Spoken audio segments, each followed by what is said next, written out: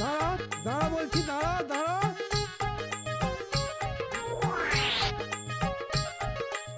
ও গোপাল দাদা, আমাদের বাঁচাও, আমাদের বাঁচাও। আরে আরে কি হয়েছে সেটা না বললে বাঁচাবো কি করে?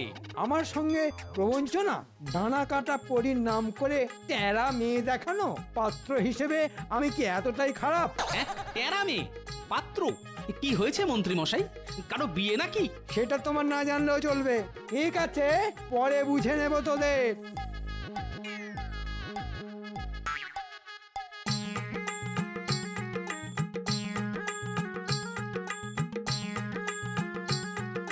আরে বটা, কি হয়েছে কি? হ্যাঁ, কেন কেন তুমি জানো না? কই না তো। মন্ত্রীগিন্নি তো মন্ত্রী মশাইকে ত্যাগ দিয়ে চলে গেছে। রান্না বান্নার কেউ নেই দেখে আমরা একটা সম্বন্ধ করেছিলাম। তা মেয়ের সবই ভালো, শুধু একটু টেরা। এই যা, এই তাতেই মন্ত্রী মশাই আমাদের ওই মারতে তাড়া করলেন। বলো দেখি। ও, বুঝতে পেরেছি। ঠিক আছে, তোরা যা। তবে বেশ কিছুদিন আর মন্ত্রী মশাইয়ের ধারে কাছে যাস না, যা রেগে আছে।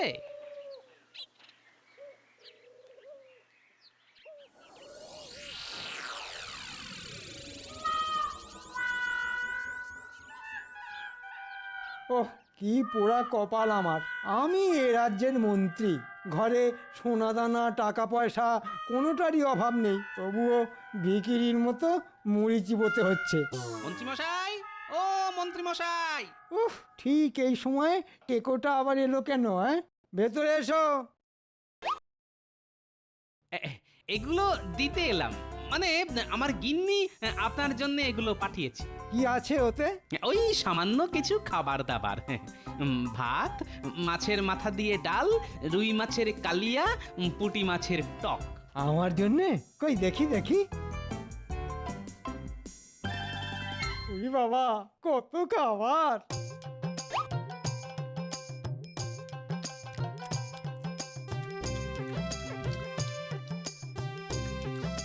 রান্না ভালো হয়েছে মন্ত্রী মশাই? ভালো, ভালো ভালো, খুব ভালো। যাকে বলে একেবারে বিশ্বের ভালো। আমার গিন্নি বলেছে যতদিন না আপনার বিয়ে হচ্ছে ততদিন এরকম খাবার আপনার জন্য পাঠিয়ে দেবে। সেটি আর হচ্ছে না। ভালো খাবার মুখে যেতেই মন্ত্রীর মনের দরজা মনে হচ্ছে খুলে যাচ্ছে। কেন হচ্ছে না? পাত্র হিসেবে আপনি কম কিসের? আসলে আমার বয়স এই তো বটা ঘটা পাত্রী দেখাতে নিয়ে গিয়েছিল। ওরে বাবা, কি বলবো, সে কি টেরা! মন্ত্রী মশাই, আপনি হয়তো চিরকাল আমাকে শত্রু ভেবে এসেছেন, কিন্তু আমি বরাবরই আপনার বন্ধু। তাই আদেশ দিলে আপনার জন্য একটা পাত্রী দেখি। আছে নাকি তেমন কোনো পাত্রী? আছে মানে, বুঝলেন, একটু বয়স হয়েছে বটে, তবে যেমন কাজে কর্মে তেমনি দেখতে শুনতে আপনার সঙ্গে যা মানাবে না, যাকে বলে রাজজটক। তাহলে পাত্রীর বাবার সঙ্গে কথা বলো। আগে আগে বাবা মা কেউ তো নেই, যা করার তা আমাকেই করতে হবে। এবার বলুন আপনি রাজি কিনা? এতদিন পরেও সে যখন ফিরে এলো না, তখন এ বিয়েতে আমি রাজি। তবে পরশু দিনেই খুব ভালো লগ্ন আছে, তাহলে 4 হাত এক করে দিই। আমি তাহলে আসি। ওরে বাবা, মেয়ের বিয়ে দেওয়া বলে কথা, আমার এখন কত কাজ।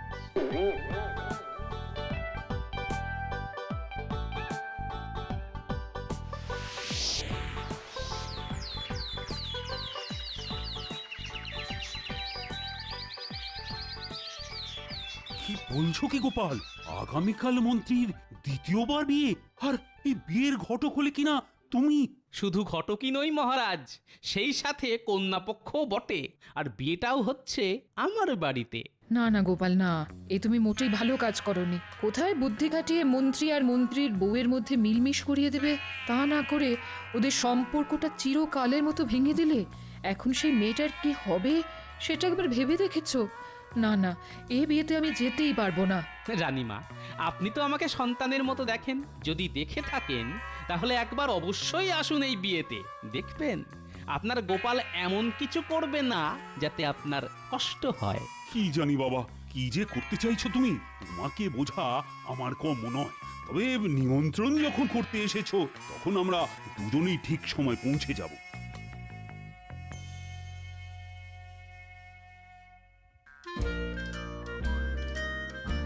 আর তো সময় নেই, এবার কন্যাকে আনা হোক। শুভ দৃষ্টির সময় সমাগত। হ্যাঁ হ্যাঁ হ্যাঁ, এই তো আনছি। শুধু মহারাজ এসে গেলেই। হ্যাঁ, আমরা এসে গেছি গোপাল। তাহলে শুরু হোক শুভ দৃষ্টি। পাত্রীকে নিয়ে এসো। চলুন মন্ত্রী মশাই, শুভ দৃষ্টি করবেন। চলুন, দেখবেন পাত্রীকে দেখলেই একেবারে গলে যাবেন।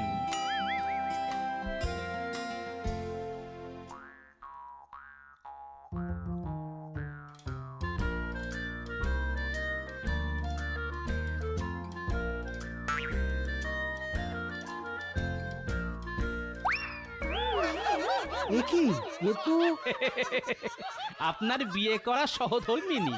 সামান্য কটা দিন অতি সামান্য কারণে ছাড়াছাড়ি হয়েছিল, আমি আবার নতুন করে জোড়া লাগিয়ে দিলাম।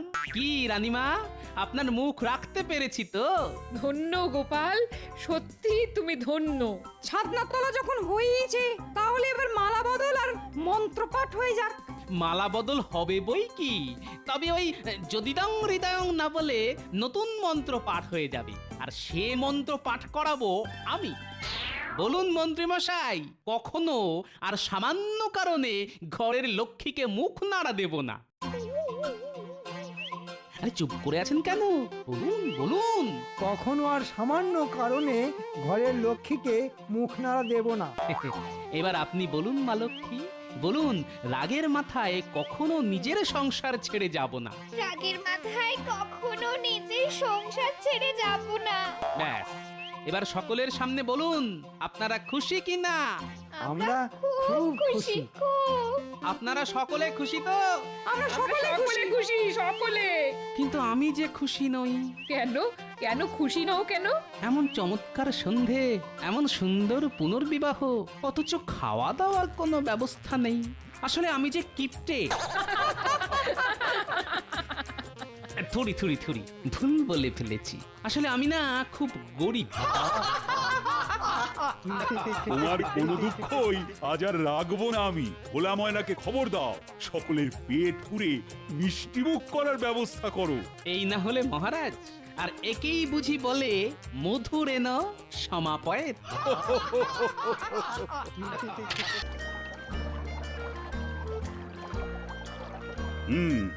আজ তোমাদের একটা বুদ্ধির পরীক্ষা নেব। উত্তর দিতে পারলে বুঝবো মাইনে দিয়ে আমি ঠিকঠাক লোকজনই পুষছি, আর না পারলে বুঝবো কতগুলো আহাম্মককে প্রতিপালন করে যাচ্ছি। ঠিক আছে মহারাজ, প্রশ্ন করুন। কেউ না পারলেও আমি জানি যে আমি ঠিক পারবো। সকলে তাহলে শোনো, তোমাদের প্রত্যেককে 1 টাকা করে দেওয়া হবে, আর সেই 1 টাকায় এমন জিনিস কিনে আনতে হবে যা দিয়ে একটা ঘরকে ভরিয়ে তোলা যায়। এ আবার কিরকম বদখচ প্রশ্ন? হ্যাঁ, মাত্র 1 টাকা দিয়ে জিনিস কিনে ঘর ভরিয়ে তুলতে হবে? না মহারাজ, আমি পারবো না। তুমি যে পারবে না সেটা আমি ভালো করেই জানতাম। মাথায় তো তোমার ঘিলু বলে কিছু নেই, পুরোটাই গোবর, তাও আবার পচা। আগে আমার জ্ঞান সবটাই পুঁথি নিয়ে। তাই বুদ্ধির উত্তর দিতে তুমি পারবে না, এটাই আশা করেছিলাম। যাই হোক, জনে জনে আর পারবো না করতে হবে না। যে পারবে সেই বলো। তাহলে আমি বলি মহারাজ। তুমি তো বলবেই, তুমি হলে আমার মন্ত্রী, কত বুদ্ধি তোমার। বলো বলো, কি বলবি? মহারাজ, 1 টাকা দিয়ে ধুলো কিনবো, বুঝলেন কি না? 1 টাকায় বস্তা বস্তা ধুলো হবে, আর সেই ধুলো ঘরের মধ্যে ছড়িয়ে দিলেই ঘর ভর্তি। কি মহারাজ, ঠিক বলেছি কি না? আমার মাথায় কত বুদ্ধি। ওটা বুদ্ধি নয়, ওটা হলো দুর্বুদ্ধি, যেটা তোমার মাথায় বেশ ভালোই আছে। এ আহাম্মক, ধুলো দিয়ে ঘর ভরিয়ে দিলে সেটা কি আর ঘর থাকবে? সেটা তো তখন আস্তাকুড় হয়ে যাবে। না ইয়ে মানে থাক, আর কাঁদুনি গাইতে হবে না। ছি ছি ছি ছি, এই তুমি হলে আমার মন্ত্রী?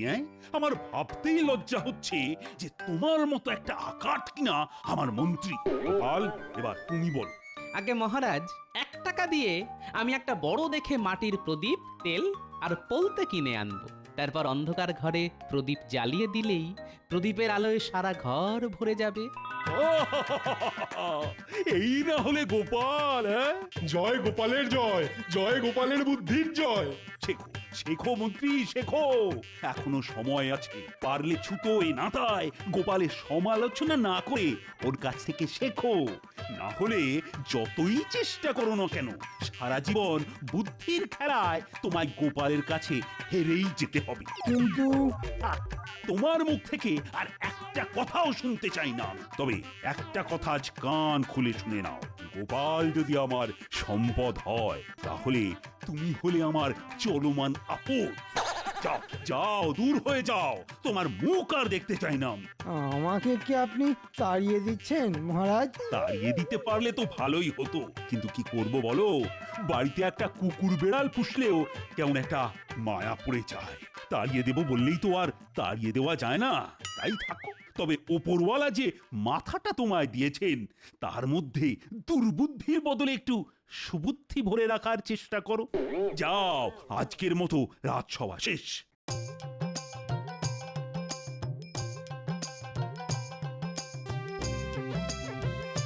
গোপাল গোপাল গোপাল, গোপাল যেন ভগবান, আর আমাকে কি না কুকুর বেড়ালের সাথে তুলনা করা। দূর দূর, জীবনে ঘেন্না ধরে গেল।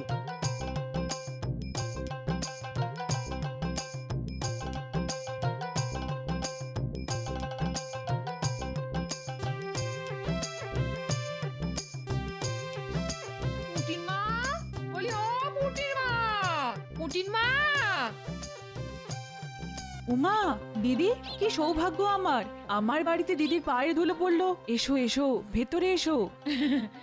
এই পথ দিয়ে যাচ্ছিলাম, ভাবলাম তোমার সাথে একটু গল্প করে যাই। খুব ভালো করেছো দিদি। এসো এসো, ঘরে এসো।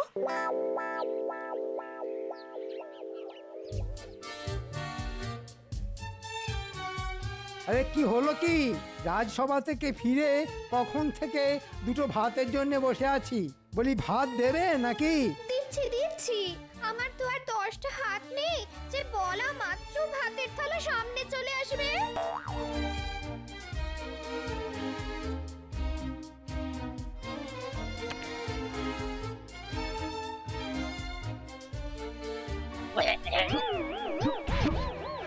এটা কি হয়েছে?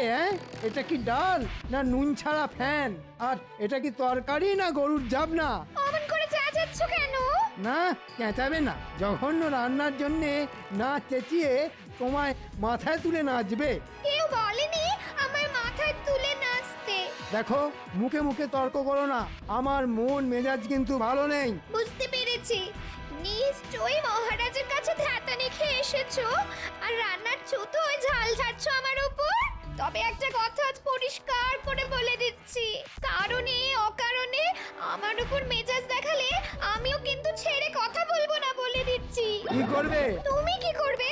কি করব? বেশি তেজ দেখালে না জম্মের মতো বাপের বাড়িতে বসিয়ে দিয়ে আসবো। এত বড় কথা!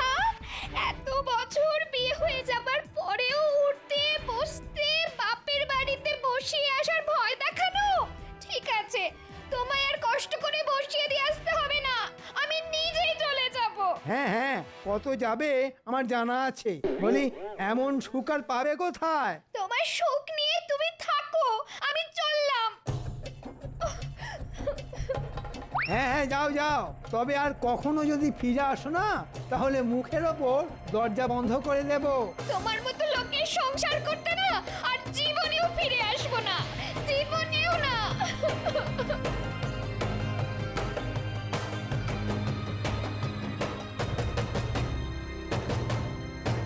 আর একটু বসলে হতো না দিদি? না রে ভাই, তোমার দাদার আবার রাজসভা থেকে ফিরে আসার সময় হলো, জানোই তো ওকে। ফিরে এসে আমায় দেখতে না পেলে আবার হইচই বাঁধিয়ে দেবে গো।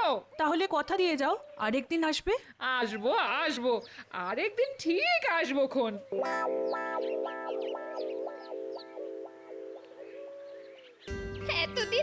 এতদিন সংসার করার এই পুরস্কার, একটু স্নেহ ভালোবাসা তো নেই, উল্টে উঠতে বসতে দাঁত খিঁচুনি আর গঞ্জনা। দূর দূর দূর, জীবনটা কয়লা হয়ে গেল। আরে মন্ত্রীমশাইয়ের বউ না? কি ব্যাপার দিদি, এই রোদের মধ্যে কোথায় যাচ্ছ? ঠিক আছে, না বলতে চাইলে বলো না। না না, বলবো না কেন? আমি বাপের বাড়ি যাচ্ছি। বাপের বাড়ি যাচ্ছ? ও মা, সে তো খুব ভালো কথা গো। তা পায়ে হেঁটে কেন? গরুর গাড়ি কিংবা পালকি কই? আমার এই যাওয়াটা আনন্দের যাওয়া নয় গো গোপাল বউ। ভাবতে পারো, আমি চিরকালের মতো চলে যাচ্ছি। উমা, সে কি অলক্ষণে কথা? কেন? দিন রাত শুধু খিটখিট আর গঞ্জনা, আর সহ্য করতে না পেরে তুমি আবার এসব কথা কাউকে বলো না যেন। না না, কাক পক্ষীতেও জানতে পারবে না।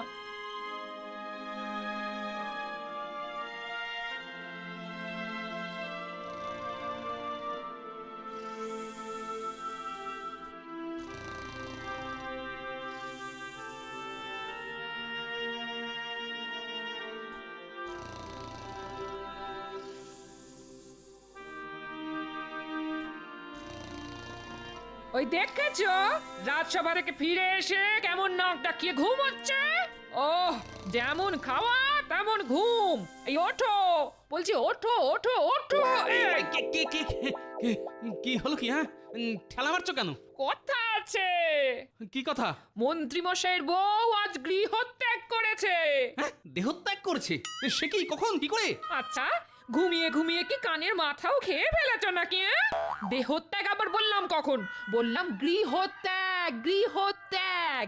ও তাই বলো। তাই সংবাদটা কোথা থেকে পেলে? আরে পুঁটিদের বাড়ি গেছিলাম না, আসার পথে মন্ত্রীর বউয়ের সাথে দেখা। পায়ে হেঁটে বাপের বাড়ি যাচ্ছে গো। জিজ্ঞেস করতে বললো মন্ত্রী মশাইয়ের খিটখিট আর গঞ্জনার জন্য চিরকালের মতো চলে যাচ্ছে।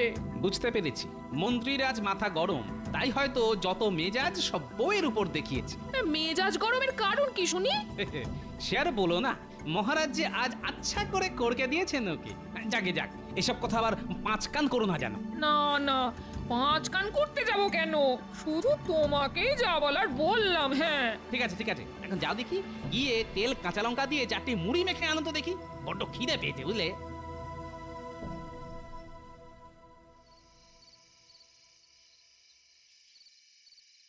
ওহ, খিদের চোটে পেটের মধ্যে নাড়ি ভুঁড়ি অবধি হজম হয়ে গেল মনে হচ্ছে।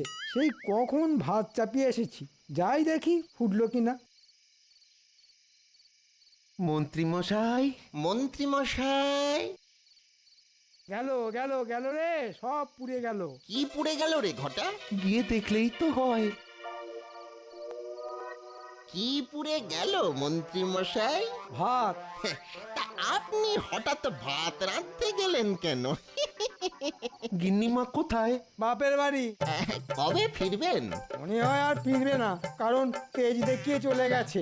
তবে আমিও আর যেচে ওকে ফিরিয়ে আনতে যাব না, তাতে যা হবার তা হবে। কিন্তু তাহলে আপনার রান্না বান্না করে দেবে কে? সেটাই একটা বড় সমস্যা। আমি যে ঘর কন্যার কাজ কিছুই জানি না। ভাতগুলো কিভাবে পুড়ে গেছে দেখ। তাহলে কি খাবেন? ওই মুড়ি টুড়ি চিবিয়ে থাকতে হবে।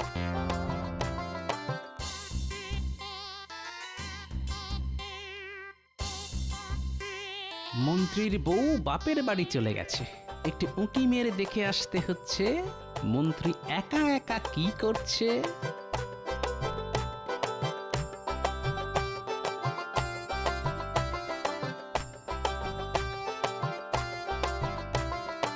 আমি বলি কি, গিন্নিমা যদি সত্যি সত্যি ফিরে না আসেন, তাহলে আপনি একটা বিয়ে করে ফেলুন। বিয়ে? এই বয়সে কে দেবে আমায় মেয়ে? কি যে বলেন না, আপনাকে কে মেয়ে দিতে চাইবে না? আরে আপনি হচ্ছেন মন্ত্রী, একবার হ্যাঁ বলেই দেখুন না, মেয়ের বাবারা সব আপনার দোরগোড়ায় হতে দিয়ে পড়ে থাকবে। বলছিস? বলছি মানে একেবারে কাজে করে দেখিয়ে দিতে পারি। তাহলে দেখ একটা মেয়ে, একবার যদি বিয়েটা করে ফেলতে পারি না, তাহলে আচ্ছা করে তোদের গিন্নিমার মুখে ঝামা ঘষে দেওয়া যাবে। ঠিক আছে ঠিক আছে, কোনো চিন্তা করবেন না, দু একদিনের মধ্যেই আপনাকে মেয়ে দেখাতে নিয়ে যাব। হ্যাঁ রে, দেখতে বেশ মানে সুন্দরী হবে তো। একেবারে ডানা কাটা পলি। আহা, তোরা কি ভালো রে, ওপরওয়ালা যেন ঠিক সময়ে তোদের পাঠিয়ে দিলেন। তাহলে এই সব যুক্তি হচ্ছে, একটা বউ যেতে না যেতেই আরেকটা বিয়ে করার মতলব। ঠিক আছে মন্ত্রী, তোমার দ্বিতীয়বার বিয়ে আমি দেব।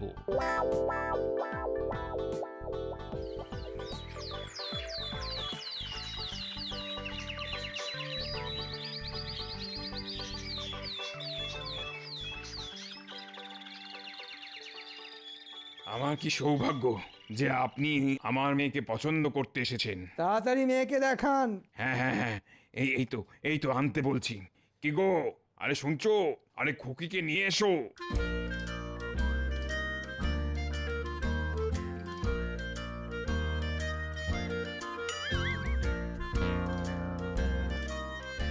তা কেমন দেখলেন আমার মেয়েকে? দেখলাম আবার কোথায়, এমন মাথা হেট করে বসে থাকলে কি আর মুখ দেখা যায়? না না, এই তো মুখ তুলছে। মা, খুকি, আরে মুখটা একটু তোল মা। আরে আরে লজ্জার কি আছে, আজ বাদে কাল ইনিই তো তোর প্রতি দেবতা হবেন।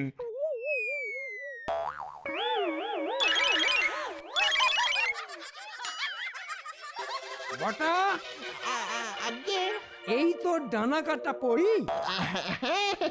সবই তো ঠিকই আছে, শুধু ওই চোখের মনি দুটো ছাড়া আর কি। তবে তবে ভাত রাঁধতে পারে খুব ভালো। হ্যাঁ, নিকুচি করেছে তোদের রান্নার। মস্করা হচ্ছে, আমার সঙ্গে মস্করা হচ্ছে। আজ তোদের মেরেই ফেলবো।